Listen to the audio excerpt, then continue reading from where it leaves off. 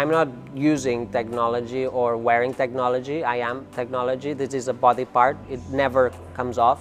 It never stops. It's always on. My name is Neil Harbison and I hear color. I see in grayscale, so I see perfectly well, but I see everything in grayscale. Like people would say it's like an old movie, but to me it's just like a normal movie because all movies are in black and white. So I just see everything normal, but in grayscale. So I have a light sensor that picks up the color frequencies in front of me. Then it sends them to a chip at the back of my head that transposes these light frequencies into vibrations, and then these vibrations become sounds to my ears. I wanted to have a completely new sense, so that's why I tried to convince a doctor to have the antenna implanted in my skull so that I would receive vibrations in the skull that then become sounds. So it's a completely new sense and a new body part that allows me to extend color perception beyond human sight. It was a very magic moment to be able to differentiate colors. I remember the first thing I listened was actually the Windows logo, which was 4 different colors, and then I walked out the room and then I listened to a wall and I said, "Is the wall red?" And everyone said yes. So that was the first time I was able to tell the color of something. So it was a very, very special moment. It was like discovering the world again. So to me, these paints are sounds. I can hear each color and I can actually also put them on a score. Like red is F, G is yellow, green is A, turquoise is B, blue is C, violet D, and pink is E.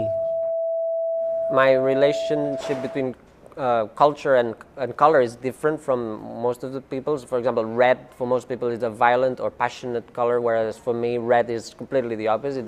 It's the most peaceful color because red is the color with the lowest frequency, so it's the most innocent color. It's just really calm and very nice to perceive, whereas violet would be corresponding to violence. Because violet is close to ultraviolet, which is a color that can actually kill us. So if we would all perceive color like this, we would have stop signs and traffic lights wouldn't be red, they would all be violet. I never relate color with happiness or with sadness. It's the combination of colors that create maybe happy or sad chords. So a color alone, like yellow alone on itself, does not make me feel any kind of feeling. It's the combination of yellow with other colors that can make me feel in a specific way. So much for the visible rays, but there are also the invisible rays, such as the infrared and ultraviolet. My favorite color is infrared, which is a color that is invisible for the human eyes, but it's present everywhere. So it's a color that you can actually perceive in total darkness as well. And it allows me to know if there's movement detectors in a room, and it also allows me to detect if there's any warmth as well. And as infrared rays heat and penetrate, they make a good substitute for the sun. Hey-ho, hey-ho. So if I want to dress in a cheerful way, then I would dress in a C major, so like pink, yellow, and blue. If I'm going to a party, then I would maybe dress in a I could actually wear a song, so I have also designs of clothes that actually sound like a specific song, so I would wear maybe a music part of something. And then if I go to a funeral, I would probably go with a minor chord.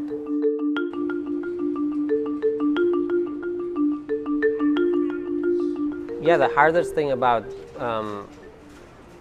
deciding to become a cyborg has not been adapting to the new sense or to the new body part. It has been adapting to society, because people tend to laugh at me when they see me in the street, or they keep asking me questions, or they just sometimes they even attack me. So the hardest thing is actually social acceptance, and this is one of the slowest process, because in 2004 the reaction wasn't as different as it is now. It hasn't really changed much.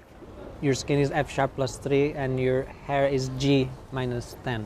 One of the things I really like to do is sound portraits. So each person has the color of the eyes, lips, skin, and hair, and these correspond to different notes. So what I like is to get close to the different faces and write down the different notes that I hear, and then I send them an MP3 of their face so that they can hear the color of their own face.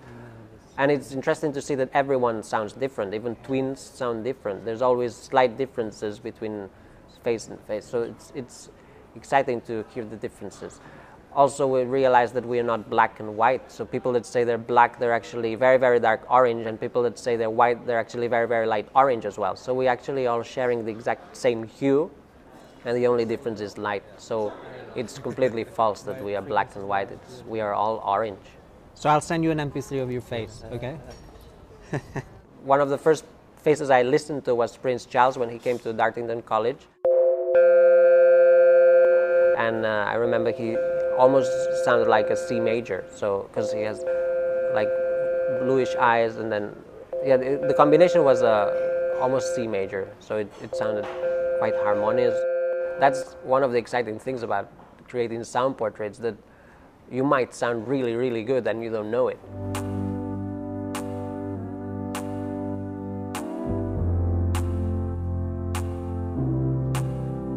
I really like also exploring the color of cities, because people tend to say that their city is gray, but I think it's completely false. There's no gray in cities. People point at a stone, they say it's gray, but if they look close, they'll see that it's not gray, that it's either unsaturated blue, unsaturated yellow, or unsaturated brown.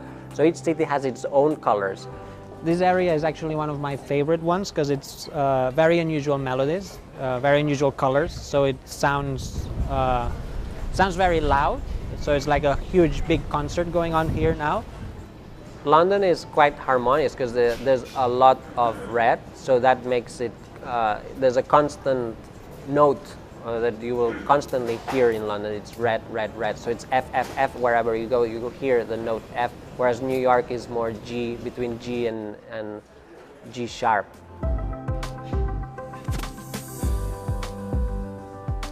There is no difference for me between composing music or painting. It's all the same. So one of the last projects I'm doing is just painting on top of vinyls or records, and I'm painting the dominant sound of that track. So if a track has a lot of G, or if a track is in C major, then I will paint it in a way that it sounds just like the track.